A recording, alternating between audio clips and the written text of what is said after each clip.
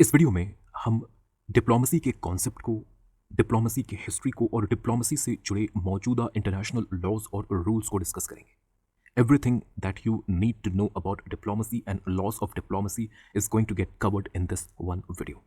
This video is a part of our recently launched crash course on international relations.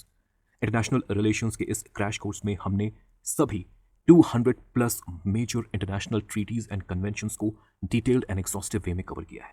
आपके screen पर जितने भी 50 plus topics and themes visible हैं, इन topics, इन themes के ऊपर अभी तक जितने भी major international treaties and conventions बने हैं, उन सभी ट्रीटीज, उन सभी कन्वेंशंस और डिक्लेरेशंस को हमने इस क्रैश कोर्स में एक्सप्लेन किया है। So this course, this crash course and these videos, the PDF notes of these videos, they are extremely important for you for all the upcoming competitive exams in political science.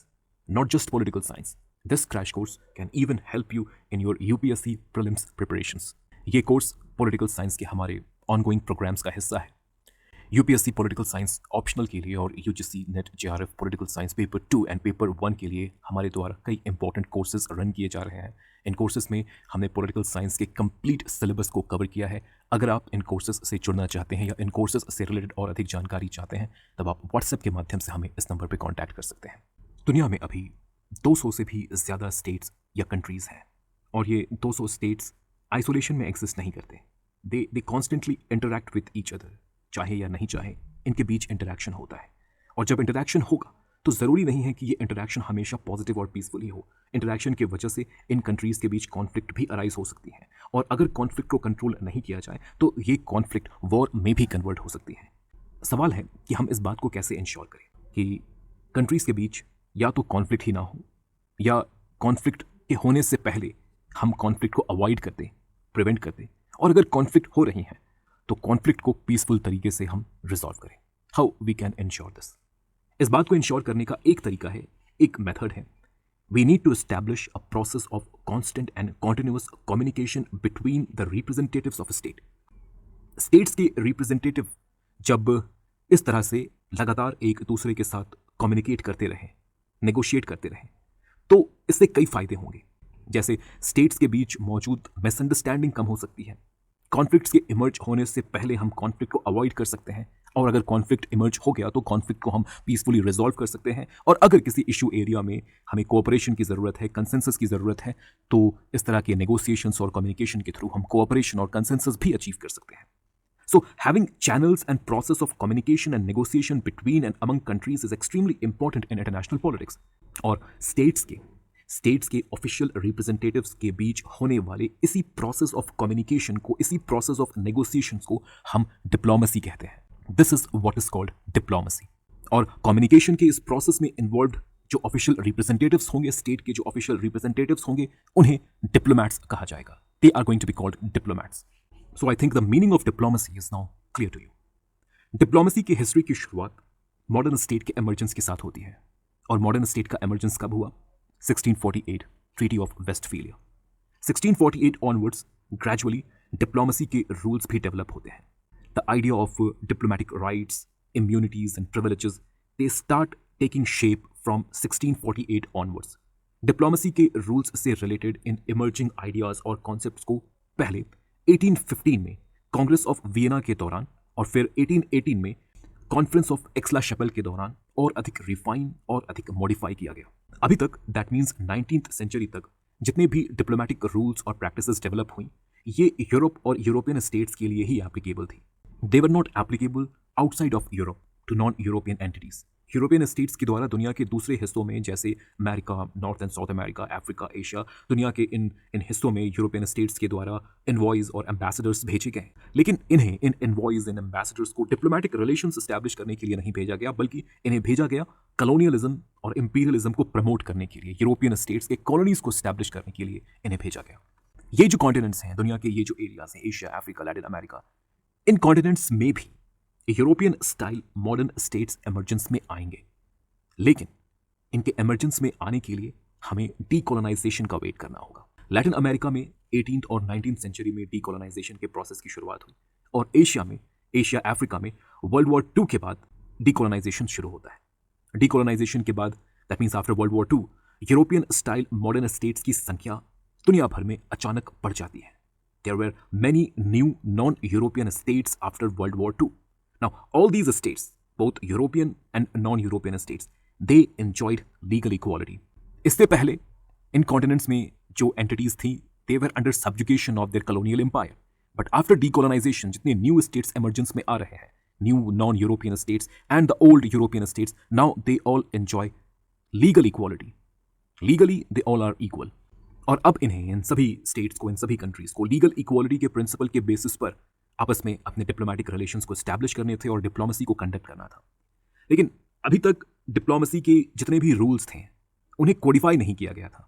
Diplomacy के rules से related अभी तक कोई written treaty existence में नहीं थी। किसी treaty को अभी तक बनाया नहीं गया था इन यूरोपियन कंट्रीज के द्वारा। रूल्स ऑफ डिप्लोमेसी के जितने भी रूल्स थे वे सभी नॉर्म्स और कस्टम्स से गवर्नड होते थे। They were within the realm of customary international law. Rules of diplomacy till now they were within the realm of customary international law. लेकिन डीकोलोनाइजेशन के बाद, वर्ल्ड वॉर 2 के बाद, old European states को लगा कि ये जो नए स्टेट्स इमरजेंस में आ रहे हैं, ये नए स्टेट्स शायद ये डिप्लोमेसी के इन unwritten customary norms, unwritten customary practices और रूल्स को नहीं समझ पाएंगे, इन्हें फॉलो नहीं कर पाएंगे। इसलिए डिप्लोमेसी के कस्टमरी रूल्स को कोडिफाई करने की ज़रूरत महसूस हुई। अभी तक डिप्लोमेसी से जुड़े जितने भी कस्टमरी रूल्स और नॉर्म्स को यूरोपियन कंट्रीज फॉलो कर रही थी, इन सभी नॉर्म्स, इन सभी कस्टम्स को एक जगह लिखकर 2 इंटरनेशनल ट्रीटीज तैयार की गई। The first treaty was signed in 1961 and it was called Vienna convention on diplomatic relations. और दूसरी ट्रीटी साइन हुई 1963 में and it was called Vienna convention on consular relations. Vienna convention on diplomatic relations के द्वारा countries के diplomats को wide range of immunities and privileges grant किए गए। जैसे होस्ट कंट्री के द्वारा सेंडिंग कंट्री के डिप्लोमैट्स को किसी भी परिस्थिति में नुकसान नहीं पहुंचाया जा सकता, उन्हें थ्रेटन नहीं किया जा सकता, उन्हें हार्म नहीं किया जा सकता। सिमिलरली एक होस्ट कंट्री दूसरे कंट्री के डिप्लोमैट्स को, सेंडिंग कंट्री के डिप्लोमैट्स को अरेस्ट नहीं कर सकती। डिप्लोमैट्स के living spaces, that means embassy premise, ये इनवायोलेबल होंगी। दैट मीन्स बिना परमिशन के होस्ट कंट्री की गवर्नमेंट, होस्ट कंट्री की अथॉरिटी किसी दूसरे कंट्री के एम्बेसी प्रीमाइस में एंटर नहीं कर सकती। डिप्लोमैट्स के बिलोंगिंग्स को, उनके बैगेजेस को, उनके प्रॉपर्टी को चेक नहीं कर सकती। ये जितने भी इम्यूनिटीज एंड प्रिविलेजेस हैं, इन्हें ग्रांट करने के पीछे ऑब्जेक्टिव यही था कि डिप्लोमैट्स अपने फंक्शंस को इफेक्टिवली परफॉर्म कर सके। और एक डिप्लोमैट का फंक्शन प्राइमरली यही होता है कि वो अपने स्टेट को दूसरे कंट्री के भीतर रिप्रेजेंट करे। और इस फंक्शन को परफॉर्म करने के लिए एक डिप्लोमैट को जितनी भी प्रिविलेजेस और इम्यूनिटीज चाहिए, वे सभी प्रिविलेजेस और इम्यूनिटीज उस डिप्लोमैट को Vienna convention on diplomatic relation के द्वारा दी गई। लेकिन हाँ, इन इम्यूनिटीज और प्रिविलेजेस, डिप्लोमैट्स को दी गई इन इम्यूनिटीज और प्रिविलेजेस का मिसयूज ये Vienna convention on diplomatic relations के तहत प्रोहिबिटेड है। डिप्लोमैट्स होस्ट कंट्री के भीतर जो चाहे वो नहीं कर सकते। They can not do everything that they want to do. Vienna convention on diplomatic relations के आर्टिकल 41 में ये क्लियरली कहा गया है कि diplomats they have a duty to respect the law of the land, that means the law of the host country. Host country के law को respect करना, होस्ट कंट्री के इंटरेस्ट के अगेंस्ट किसी भी काम को नहीं करना, this is the duty of the diplomats of the sending countries. अब सवाल है कि ये जो इम्यूनिटीज एंड प्रिविलेजेस हैं या ये जो रिस्ट्रिक्शंस हैं, ये जिन डिप्लोमैट्स के ऊपर लागू होते हैं, ये डिप्लोमैट्स कौन होंगे? Who are these diplomats? जिन डिप्लोमैट्स की बात हम वीडियो के बिगिनिंग से कर रहे हैं, who are these diplomats? Vienna convention on diplomatic relations के आर्टिकल 14 के द्वारा ये कहा गया है that there are 3 classes of diplomats. 3 तरह के डिप्लोमैट्स होते हैं। Class 1 diplomats, they are ambassadors, okay, ambassadors. Class 2 diplomats, they are ministers और envoys. And class 3 diplomats, they are called charge d'affaires. Ambassador, he is the top ranking diplomat. Diplomats की hierarchy में ambassador सबसे ऊपर होगा. He is also called the head of the mission or the head of the embassy. Appoint होने के बाद जब एक ambassador अपने होस्ट कंट्री पहुंचता है, होस्ट कंट्री पहुंचकर सबसे पहले ambassador के द्वारा उस कंट्री के हेड ऑफ द स्टेट के सामने अपने लेटर ऑफ क्रेडेंस को प्रेजेंट किया जाएगा. Letter of credence is going to be presented by the ambassador to the head of the state of the host country. जब तक इस लेटर ऑफ क्रेडेंस को होस्ट कंट्री की गवर्नमेंट एक्सेप्ट नहीं करती है, तब तक एम्बेसडर अपने पोस्ट को ऑक्यूपाई नहीं कर सकता. In most of the cases इस लेटर ऑफ क्रेडेंस को होस्ट कंट्री की गवर्नमेंट आसानी से एक्सेप्ट कर लेती है, लेकिन होस्ट कंट्री की गवर्नमेंट के ऊपर किसी दूसरे कंट्री के एम्बेसडर को एक्सेप्ट करने का कोई कंपल्शन नहीं होता. It is not compulsory for a country to accept ambassadors from other countries. And this is also a right given to the host country by Article 4 of the Vienna Convention on Diplomatic Relations. Article 4 Vienna convention on diplomatic relations article 4 कहता है कि एक host country अगर चाहे तो sending country के ambassador को वो वापस भी भेज सकती है। सेंडिंग कंट्री के एम्बेसडर को रिकॉग्नाइज नहीं करना, सेंडिंग कंट्री के एम्बेसडर को एक्सेप्ट नहीं करना, ये अधिकार एक होस्ट कंट्री के पास होता है।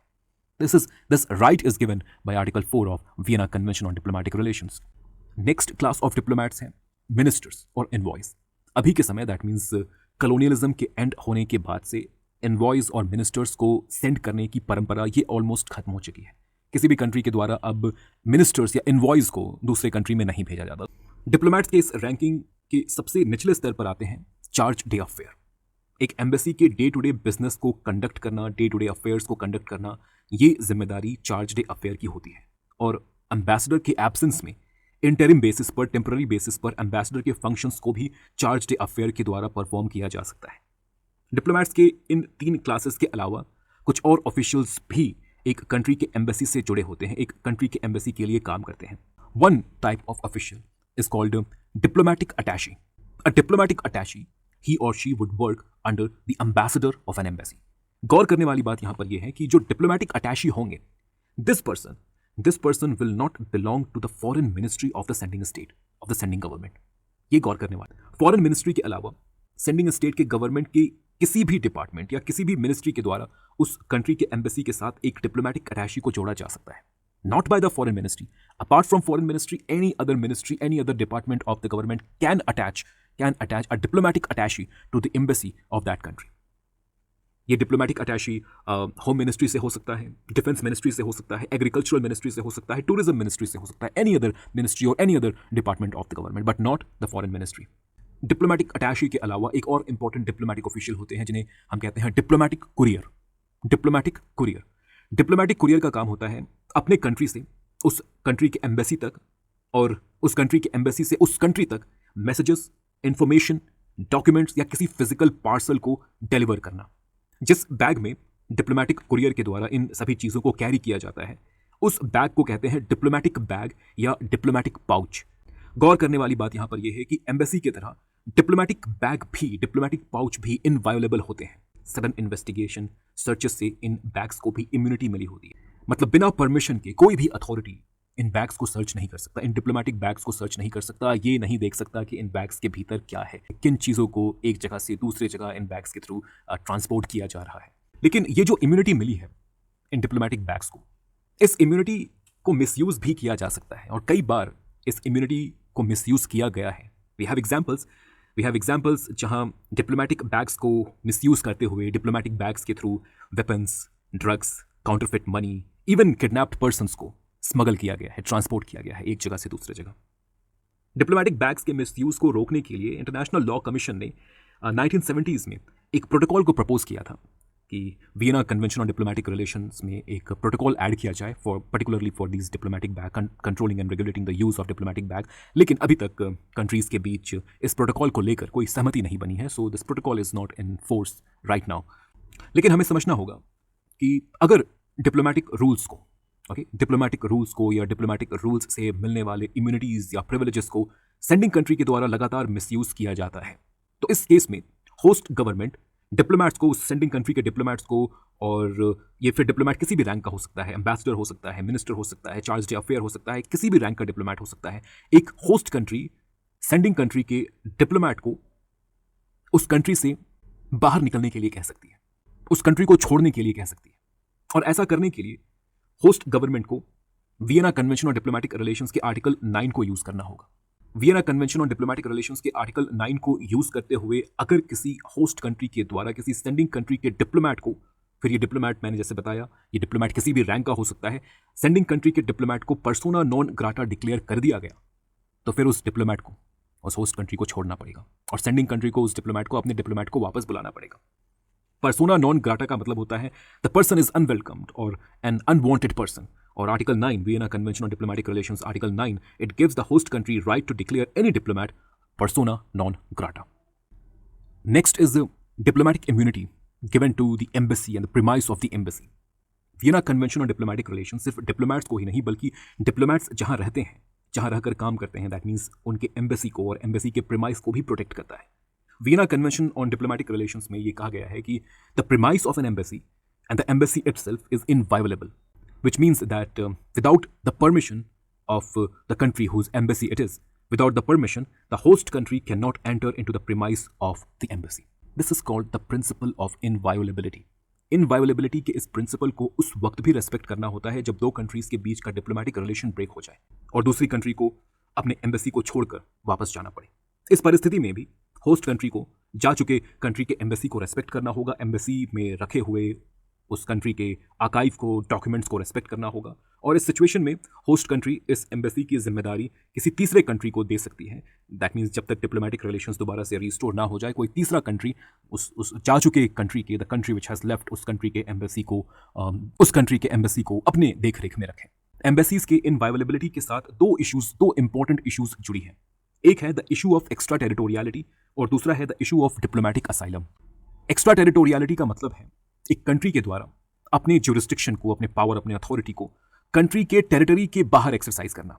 कई बार आप इस मिसकंसेप्शन को, इस रॉन्ग असम्पशन को इनकाउंटर कर सकते हैं, जहां लोग ये बिलीव करते हैं कि अगर उनके कंट्री की एम्बेसी किसी दूसरे कंट्री में है तो उस कंट्री में स्थित जो एम्बेसी है, उस एम्बेसी के ऊपर उनके कंट्री का पूरा अधिकार होगा, उस एम्बेसी के टेरिटरी के ऊपर उस कंट्री का पूरा अधिकार होगा। ऐसा होगा कि जैसे उस कंट्री में जो एम्बेसी है वो टेरिटरी उसी कंट्री की टेरिटरी है। The territory of the embassy it belongs to the country itself.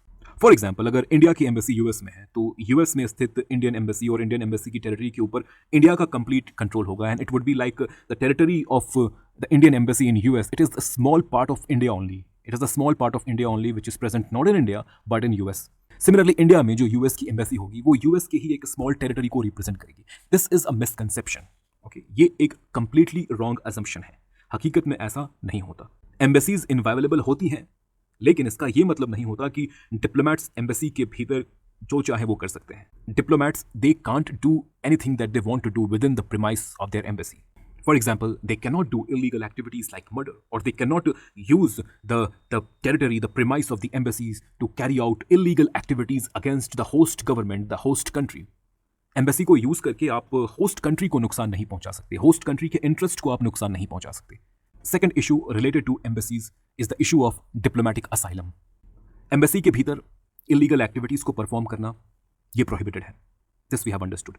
लेकिन रेफ्यूज सीख कर रहे लोगों को असाइलम प्रोवाइड करना ये हर कंट्री का अधिकार होता है।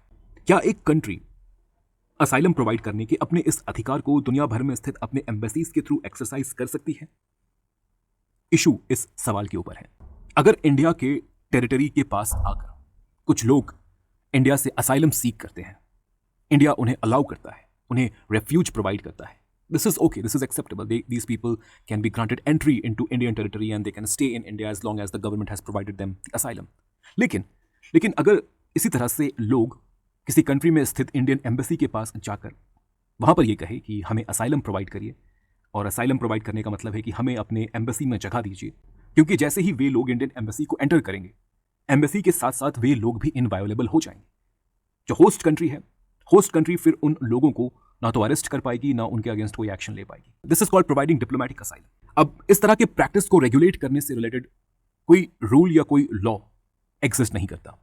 Vienna convention on diplomatic relations, वहां पर भी डिप्लोमेटिक असाइलम से रिलेटेड कोई क्लियर कट प्रोविजन नहीं है, कोई रूल नहीं है। In most of the cases countries इस तरह से डिप्लोमेटिक असाइलम को अपने एम्बेसीज के थ्रू इस तरह से डिप्लोमेटिक असाइलम को प्रोवाइड नहीं करती हैं, क्योंकि ऐसा करना, in most of the cases ऐसा करना होस्ट कंट्री के इंटरेस्ट के अगेंस्ट जाता है। फॉर एग्जाम्पल, ब्राजील में इंडियन एम्बेसी है। ब्राजील के कुछ क्रिमिनल्स इंडियन एम्बेसी जाते हैं और कहते हैं कि हमें आप असाइलम प्रोवाइड करें। उन क्रिमिनल्स को डर है कि ब्राजील की पुलिस अथॉरिटी उन्हें अरेस्ट करने वाली है। इंडियन गवर्नमेंट ने मान लीजिए उन्हें असाइलम प्रोवाइड कर दिया, they entered into Indian embassy. Now the Brazilian police they can not arrest those people, और अगर इंडियन गवर्नमेंट ने ऐसा किया तो मे बी इंडियन गवर्नमेंट और ब्राजीलियन गवर्नमेंट के बीच के रिलेशंस यहाँ पर खराब हो जाए। इस तरह के कॉन्फ्लिक्ट और क्लैशेस को अवॉइड करने के लिए diplomatic asylum generally countries provide नहीं करती। Only in rarest of the rare case, and that too on humanitarian ground, कभी कभी इस तरह से डिप्लोमेटिक असाइलम को प्रोवाइड किया जाता है।